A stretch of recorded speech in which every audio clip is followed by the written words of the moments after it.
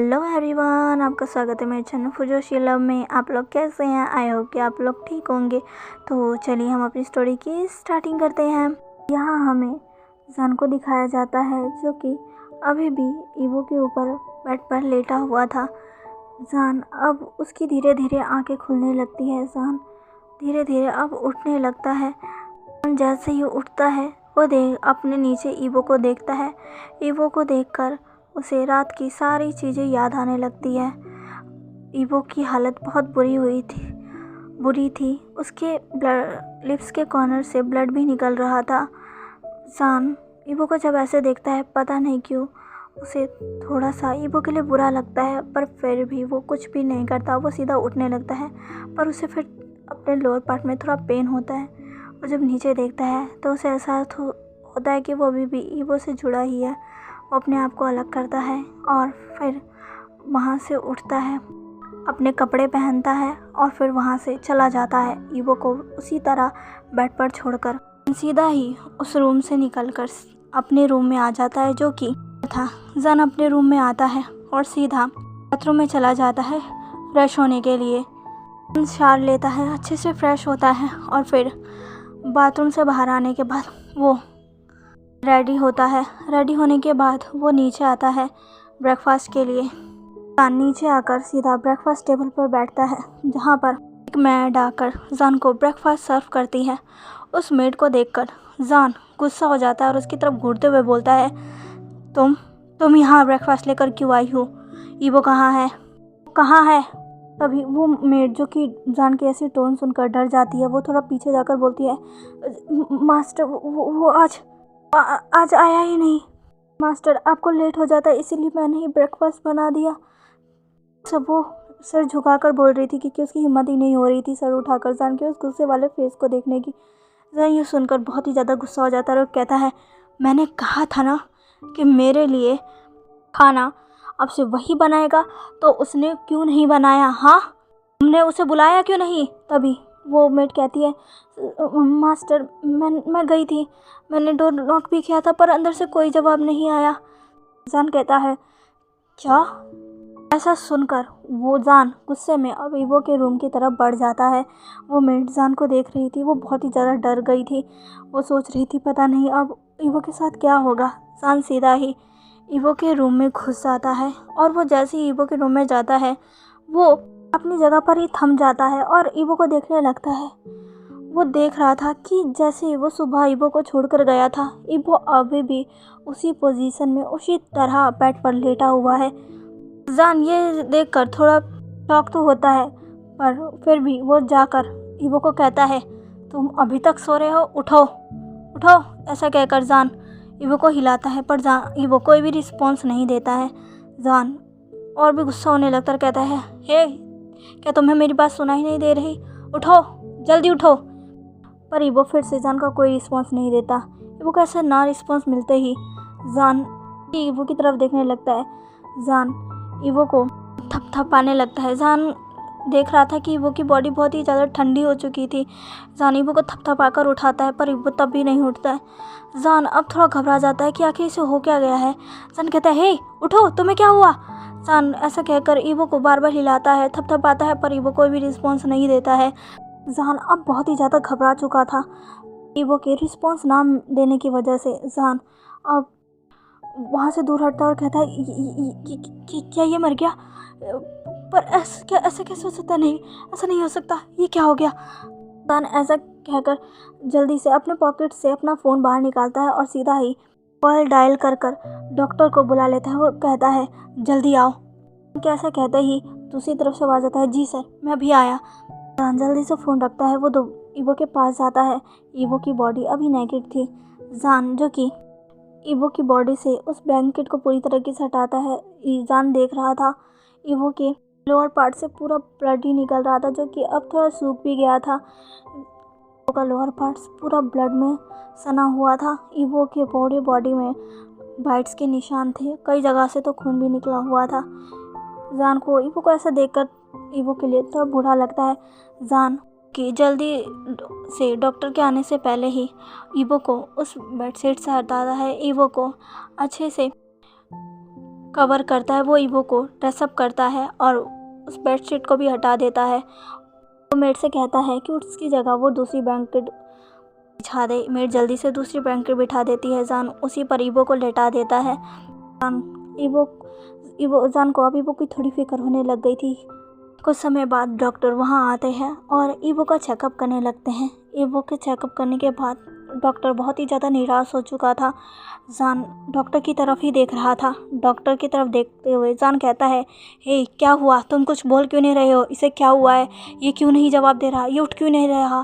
तभी डॉक्टर कहता है, सर वो तभी जान कहता है, अगर तुम अभी नहीं बोले ना तो फिर मैं तुम्हें कभी भी बोलने के लायक नहीं छोड़ूंगा, जल्दी बोलो। तभी वो डॉक्टर कहता है, सर ये बहुत ही ज़्यादा इंजर्ड हो चुके हैं, ये बहुत ही ज़्यादा कमज़ोर है।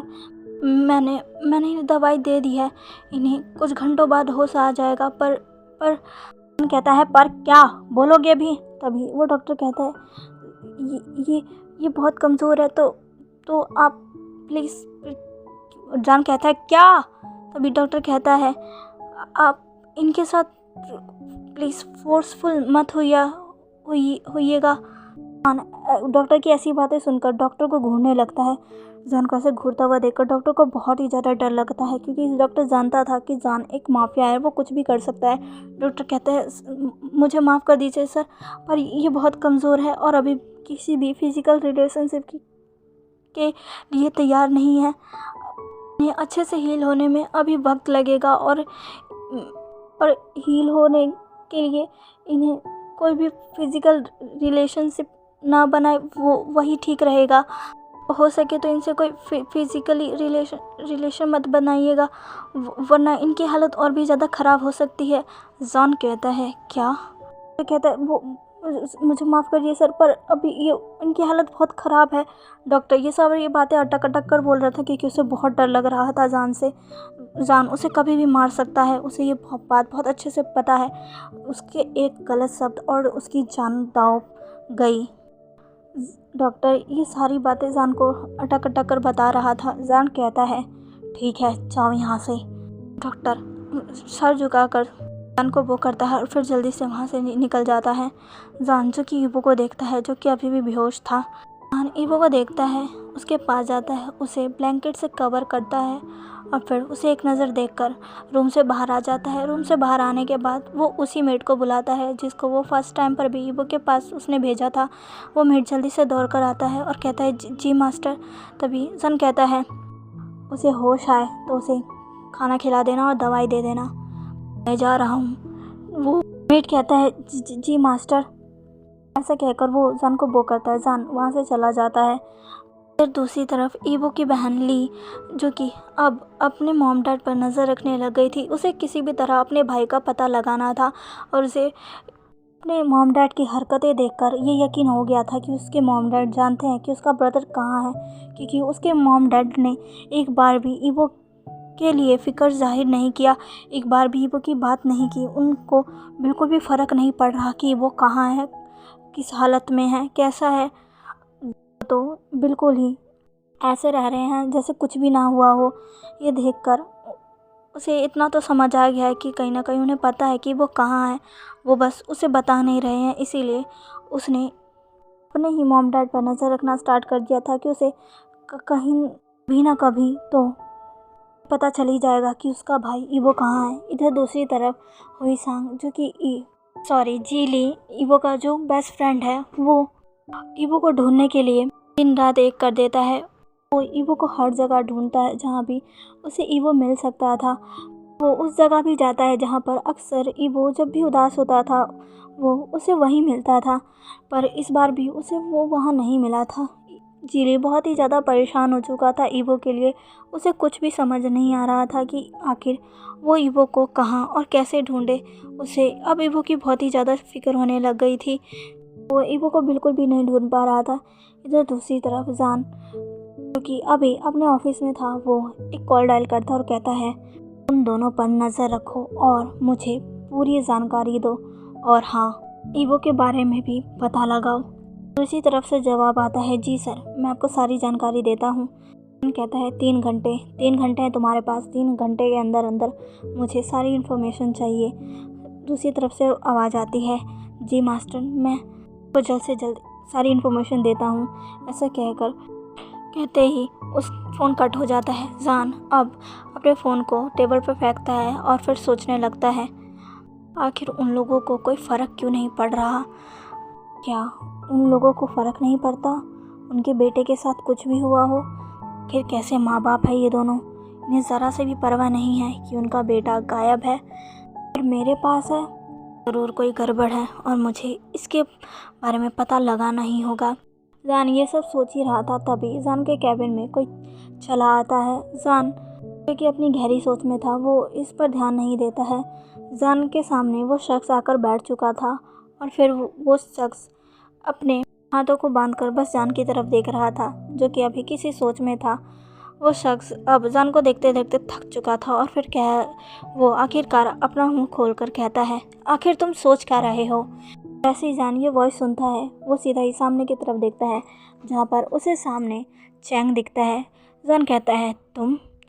चैंग कहता है, हाँ मैं। क्यों, तुम किसी और का इंतज़ार कर रहे थे? जान कहता है, नहीं तो। तभी चैंग कहता है, और मुझे सब कैसा चल रहा है? जान कहता है, क्या तुम्हें नहीं पता है? चैंग कहता है, मुझे तो पता है, पर शायद तुम्हें नहीं पता है कि सोफिया तुम्हारा कब से वेट कर रही है। वो मुझसे लगातार तुम्हारे बारे में पूछ रही है। आखिर मैं क्या जवाब दूँ? हाँ, एक तो तुम कोई जवाब देते नहीं हो, दूसरी तरफ वो है जो बस मेरा दिमाग खाती रहती है। आखिर तुम उसे बोल क्यों नहीं देते? तुम उससे बात क्यों नहीं करते? तुम अगर उसे बोल दोगे, उससे एक बार बात कर लोगे, कम से कम वो मेरा दिमाग तो खाना बंद करेगी। तभी जान कहता है, ओह माय फुट, वो भाड़ में जाए, मुझे उससे कोई फ़र्क नहीं पड़ता, समझे तुम?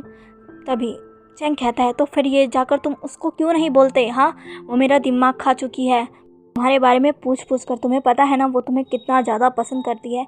जान कहता है, पर मुझे वो बिल्कुल पसंद नहीं।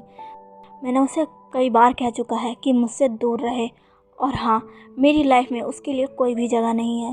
तभी कहता है, फिर तुम उसे बता दो ना कि तुम मैरिड हो, तुम्हारी लाइफ में कोई और आ चुका है। जान कहता है, क्या मतलब है इसका? चैंग कहता है, ओह जान, अनजान मत बनो, आखिरकार तुमने उस लड़के से शादी की है।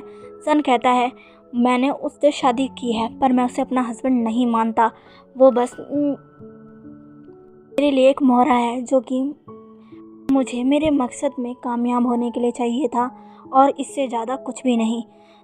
चैंग कहता है, फिर भी तुमने उससे शादी तो की है ना? भले ही सबके सामने नहीं, लेकिन मैरिज सर्टिफिकेट पर तुम दोनों के साइन तो है ना? इस वजह से तुम दोनों ही कानूनी तौर पर हस्बैंड एंड हस्बैंड हो ना? जन कहता है, पर मैं उसे अपना हस्बैंड नहीं मानता हूँ, समझे? वो मेरे दुश्मन की औलाद है और वो कभी भी मेरे हस्बैंड बनने के लायक भी नहीं है।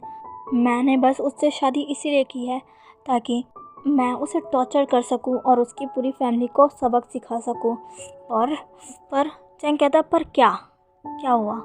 कहता है, पर उसकी फैमिली को कोई फ़र्क ही नहीं पड़ रहा, उनका बेटा मेरे पास है, मैं उसे टॉर्चर कर रहा हूँ, पर उसकी फैमिली ऐसा कर रही है जैसे उन्हें कुछ फ़र्क नहीं पड़ रहा। वो ऐसा बिहेव कर रही है जैसे कुछ हुआ ही ना हो। आखिर क्या है? मैं यही सोच रहा हूँ कि आखिर उन लोगों को कोई फ़र्क क्यों नहीं पड़ रहा।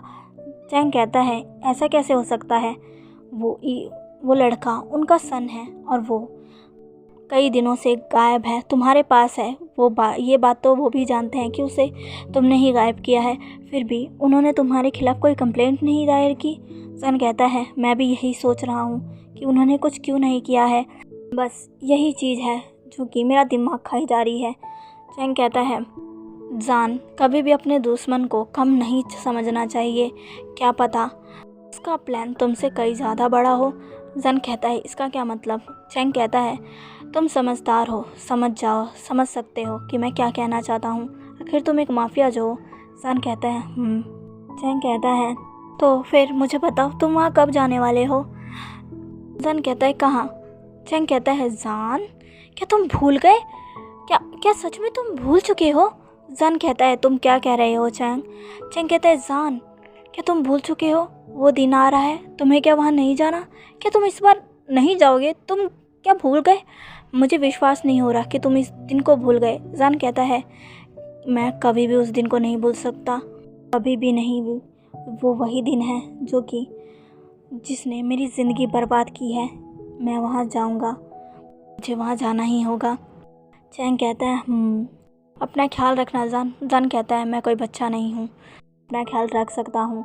चैंग कहता है, मुझे पता है, फिर भी वही एक जगह है जहाँ पर तुम्हें देखकर कोई भी नहीं कह सकता कि तुम एक माफिया किंग हो। जान कहता है, अब बस करो चैंग। चैंग कहता है, जान कि कब तक तुम ऐसे रहोगे? तुम कब अपनी लाइफ में आगे बढ़ोगे? जान कहता है, जब तक मैं उसे तबाह नहीं कर देता तक मैं अपनी लाइफ में आगे नहीं बढ़ सकता। एक बार बस मैं उसी तरह उसको बर्बाद होते हुए देख लूँ जिस तरह मैं बर्बाद हुआ था, तब मेरे दिल को सुकून मिलेगा और तब मैं अपनी लाइफ अच्छे से जीऊँगा। तब तक मुझे चैन नहीं आएगा। चैंग कहता है, तुम्हें जो करना है करो, तुम्हें पता है ना मैं हमेशा ही तुम्हारे साथ हूँ। जान कहता है, चैंग तुम ही तो हो। तभी चैंग खड़ा होता है और कहता है, ठीक है, तो फिर मैं यहाँ से चलता हूँ।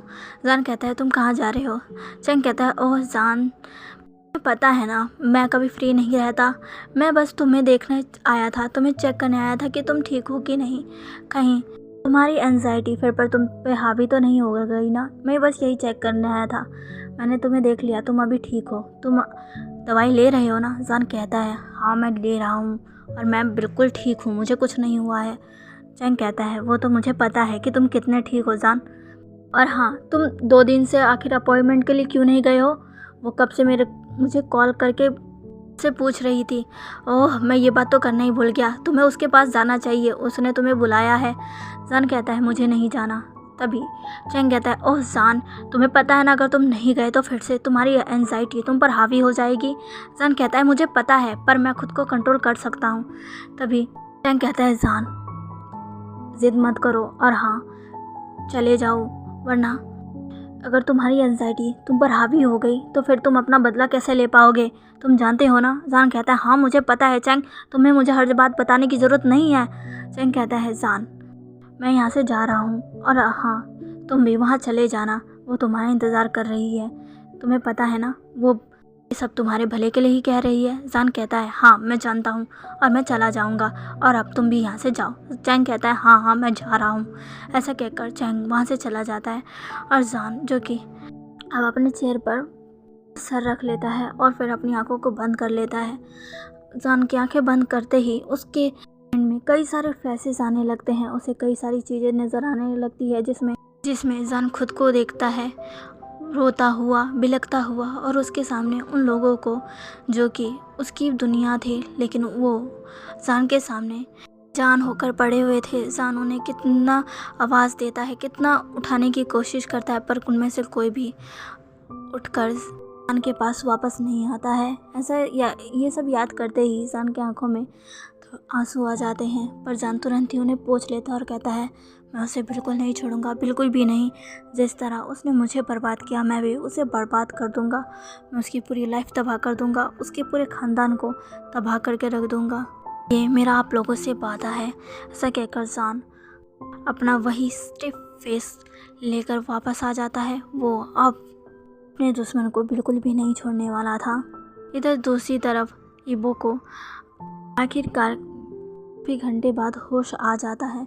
इबो जैसे ही होश में आता है वो उठता है, अपनी आंखों को खोलता है, बेड से उठने की कोशिश करने लगता है, पर उसे बहुत तेज़ दर्द होता है और वो सीधा फिर से बेड पर लीन हो जाता है और खाने लगता है। इबो की आवाज़ सुनकर वहाँ जो मेड बैठा हुआ था कब से इबो के इंतज़ार में कि इबो को अब होश आएगा, वो जल्दी से उठता है और इबो के पास आता और कहता है, तुम उठ गए, तुम ठीक तो हो ना? इबो जो कि उसकी तरफ देखता है, वो मेड इबो को उठाकर बैठाता है और फिर कहता है, तुम ठीक तो हो ना? इबो जो कि उसको देखता है और कहता है, मैं तभी वो मेड कहता है, तुम ठीक हो ना? इबो उसकी तरफ देखता है, सारे रूम की तरफ देखता है, खुद को देखता है। इबो को भी रात की सारी बातें याद आने लग गई थी। उस बात को याद आते ही वो उस मेड को ज़ोर से हग कर लेता है और फिर ज़ोर ज़ोर से रोने लगता है।